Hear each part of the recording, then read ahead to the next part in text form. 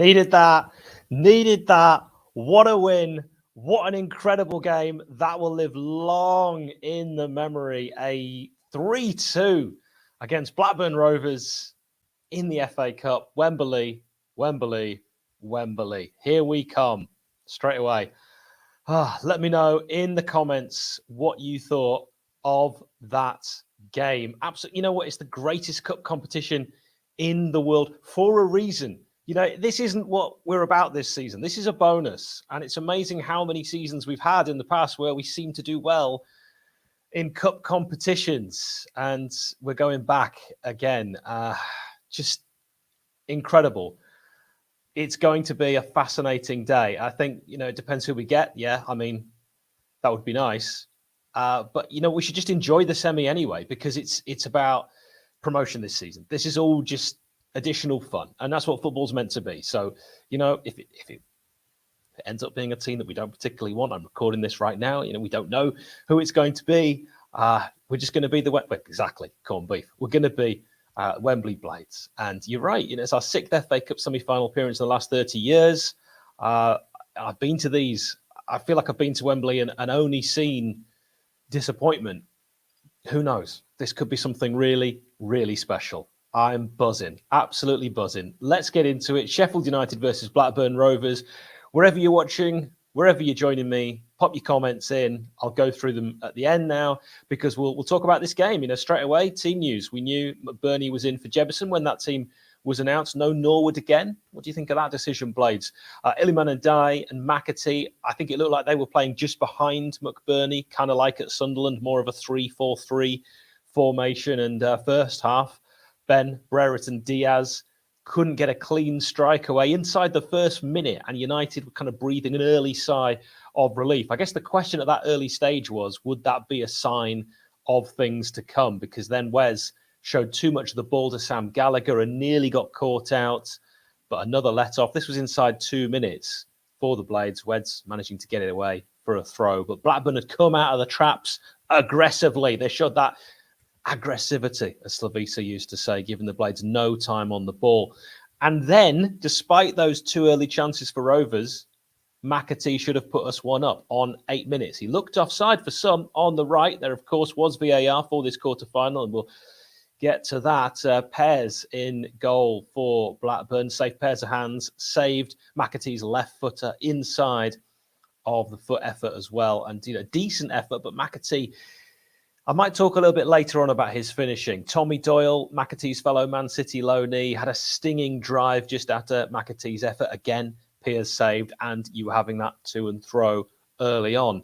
Iliman Adai played in Ollie McBurney on the right on 11 minutes. Baldock arrived and won a throw, and United win the ascendancy. Lowe, well found on the left from Arnell, won a corner with his cross. Doyle took it, and it just missed Egan. And the reason I'm mentioning this, I thought there was an outstretched foot from Egan, which the reason it was outstretched was I thought he was being held back. On first viewing, I thought Egan was being held back. Very few shouts for a penalty. There was certainly an arm on his shoulder. Was it enough for a pen? No, I don't think so. But I remember at the time thinking, hang on, are we going to have a look at that? Because it was frenetic stuff. It really was. And Berger as well had a chance for a shot on the edge of the box that I'd liked him to have taken, but he didn't. He'd earlier not gone in hard enough on a challenge in the Blackburn box and lost out. Then he misplaced a pass. He always needs to start well, I think, Sander, to dominate games, because we know that Sander can dominate games, but I always think it's how he starts will dictate how he continues to play. And I thought Sander had moments in this game where he looked like Sander, and then he had other moments in this game where he was just a bit frustrating, always passing sideways, and there was moments when he could have taken it forward and could have had shots as well. And sometimes he chose the wrong option to have shots, and he was blocked easily. Then we had the goal for Blackburn. You know, they had a chance on 18, a shot that hit Jack Robinson. The question was, did it hit Jack Robinson's hand? I don't think there was any question about that. It did. The hand wasn't in an unnatural position. The referee, Tim Robinson, was told to go and have a look at the TV monitor for a VAR review. You know, I was saying at the time, that's not a penalty. No intent to stop the ball with his hand from Jack Robinson. He literally pulled his arm away as far as possible. Does it need to be intent by the letters of the law? Lawmakers will probably say no. But the unnatural position rule, does that not trump that? I mean, maybe because it was on target, by the letter of the law, the ref got it right. But, the penalty was given. Then a yellow card came out, which baffled me. Brereton Diaz scored the resulting penalty. Wes got close, but no joy, and Blackburn had the lead. And, from the time that happened at 18, I think they eventually scored on 21. So it was quite a lengthy delay. And, seriously, we may as well play with our hands tied behind our backs, if that's handball, because how can something clear and obvious take all that time to check? If I'm wrong, then it's the laws that need changing. And I think people need to listen to the ex-pros because they're saying the same as me. I hate VAR. Give us our game back. And I've said this before and I'll say it again. I would rather have incompetence on the field at the time than these long delays, because you don't know whether you can celebrate or not when goals are scored. You don't know if you can just watch a shot that's blocked fly over the bar and think, okay, right corner. Oh no one's appealing, but suddenly we're having this long delay. Oh, and it's a penalty. And also fans in the ground do not get to see what all this is about. And you've got people messaging others that are watching on telly going, was that right? Did he get that right? That's not how football should be. And if you do take away the moment of joy and excitement when a goal is scored, because every time you're thinking, hang on, are we going to have to wait 5 minutes? What is left to enjoy about football? Because that really is, the release is really what a lot of it is about for some people. So I'm not a fan of VAR, and it reminds me of how much I kind of hate the Premier League. Also, in the FA Cup, you either have VAR throughout the tournament with every single team or not at all. It's a farce. You can't just have it with some teams at some grounds and then every team at the quarter-final stage. Just my thoughts. I'd love to know yours. But then the Blades scored a goal, huzzah, and justice was done from Max Lowe, 1-1 on 28 minutes, a long-range effort, always worth having a pop, always worth having a pop. It was a left-footed, going miles wide, took a deflection off the knee of Rovers striker Gallagher. I think, Lowe did well. It was a good shot. He did well to keep it down, to be fair to him. No, it wasn't going in, but the deflection left the keeper Piers absolutely no chance. And if you, don't have a shot, you won't score. Brilliant. We were back in it, and all was rosy again. Free kick on 33 minutes after that for Rovers, crossed in from the right, and the header straight in the centre of the goal from Hyam. This was a chance. Wes palmed over from the corner. Gallagher had a free header at the near post. There won't be many people that remember this, I don't think, but it was put over, and it was really poor defending from United from the corner. A Premier League striker punishes us there. I thought that was one of Rovers' best chances. Jack Robinson, according to the referee, fouls Hedges, and he was on a booking, of course, let's remember, from that penalty, but he stayed on the pitch, wasn't giving a second yellow. I think Rovers fans will probably be watching this and saying he should have gone, and Basham, he should have gone in the league. And I was thinking Jackie Longthrow might need to be subbed at half time to avoid a red. I actually thought, though, he got the ball with this challenge. I'm not sure I necessarily agreed with it. So, if only we had a fully fit Reece Norrington Davis to challenge, or, no Clark either on the bench today. So maybe that was tactical, like against Tottenham. Max Lowe had a decent first half, I thought. It's always worth mentioning that. Anel was offside just before the break when he tried to steer a header into the far post after a great ball in from Doyle. I thought Doyle had a really good game as well. I felt United went into the break in what was a really proper cup tie, a good cup tie, as the better team. Second half, great start from United in the opening few minutes. I thought it was like good start from Blackburn in the first, good start from Blades in the second. McAtee took a heavy touch, though, in the box to end a lovely, flowing, fast move from the Blades. Then Baldock, who I had a dream he was going to be the hero, and it wasn't to be. He had a shot into the side netting following a good layoff from McAtee. The lads had their ready break at half-time. Then we saw Wes having to pull off a fabulous stop on 48 to deny Ben Brereton Diaz. After first saving from Harry Pickering, he parried it away. It fell to the Chilean striker, and Wes was quick to deny him. Great double save from Wesley. And for much of this game, I wanted to see more from a few players. I think Sander, a lot of patient play, simple sideways passes. When he did bring it forward and try to go past his man, sometimes he lost it. I remember he tackled on 53 when he went past one and then tried to take on a second and gave the ball away. And it was kind of a dangerous moment after that. But overall, I'd love to know your thoughts on Sander's performance today. I'm not saying he played badly. I am just saying there are times when I want to see him, grab the game by the scruff of the neck, because we know he can. Piers saved after a pass from Travis. It was a terrible pass from Travis because he passed it straight to McAtee, who was then one-on-one, but Piers saved, this time with his leg. McAtee had all the time in the world. He just needed to pick his spot, but he couldn't find the key finish. Hit it at the keeper on 58. a real chance to put United a goal up. I think the game's totally different.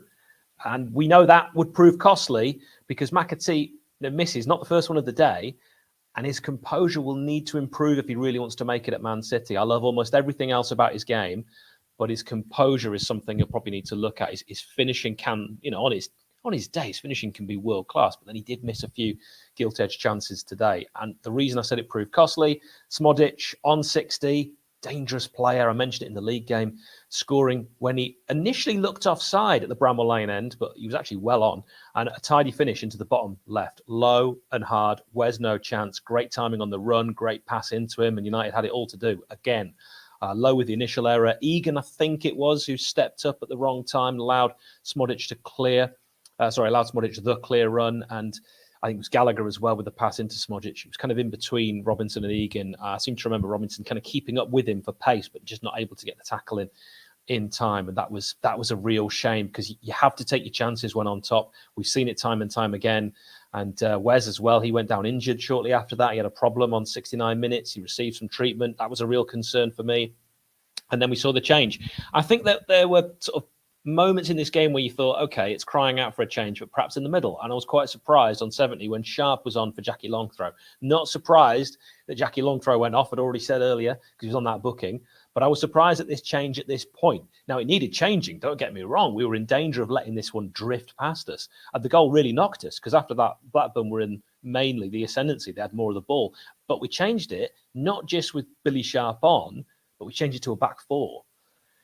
And I thought we were looking a little bit at 6s and 7s after this because Blackburn then continued that pressure. Hedges hit the inside of the post seconds later from just inside the box, left-footed drive through a sea of legs. It ran along the goal line to safety, and that would have been it. That would have been game over at that stage.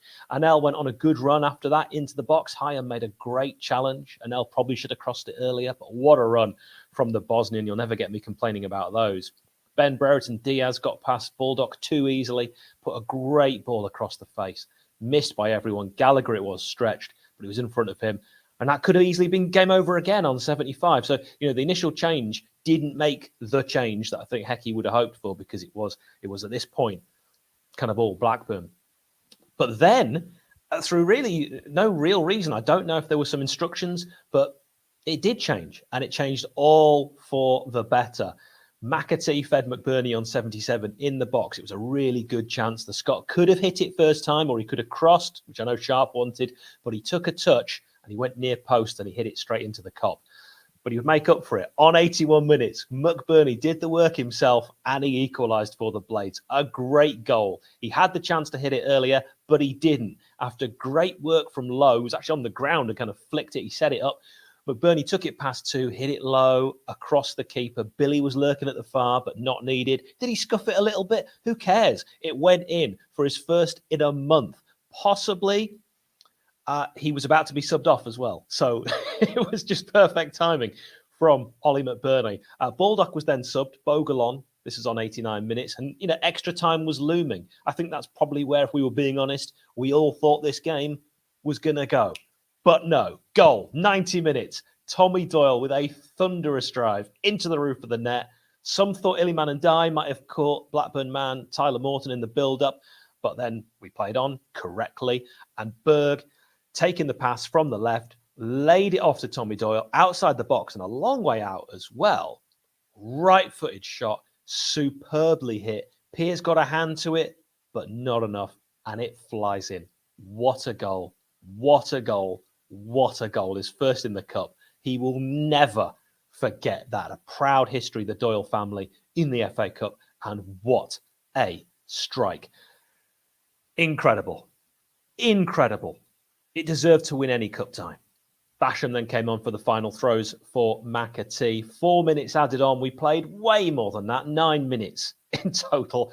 Panic stations. I never actually felt like Blackburn were going to equalise, even when they threw Pearce up for that final corner. But what a cup tie. Referee blew full time. United are going to Wembley. Best cup tie since? Let me know your thoughts. I am going to try and catch my breath. McAtee should have had a hat-trick. I think you're right.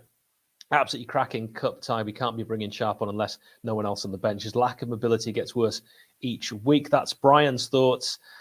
Nick, 4-3-3 should be our standard. We look so much better. Doyle is an ideal Norwood replacement. He is. He absolutely is. Glad of the win. This is Paul, arrogant fan, singing going to Wembley from first goal.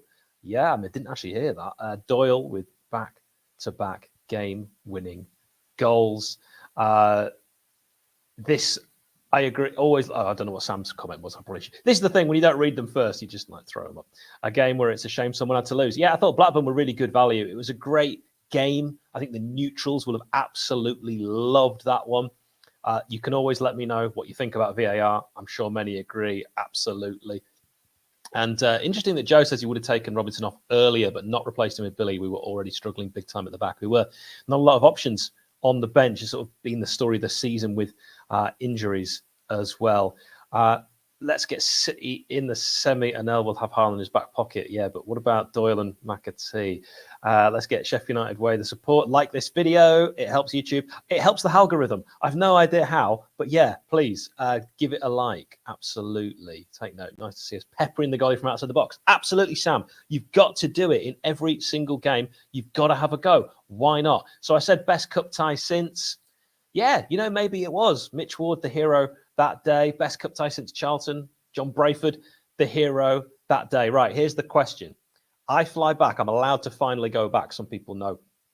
I'm allowed to finally go back to the UK due to some stuff I won't get into, contract stuff, for the Cardiff game. So the first chance I get to go back, I'm going back for that, right? So I fly back just before this semi, because when I booked it, I didn't think pessimistic me, I didn't think we'd be in the semi-final of the Cup. So then I fly back to Cyprus on the 18th of April.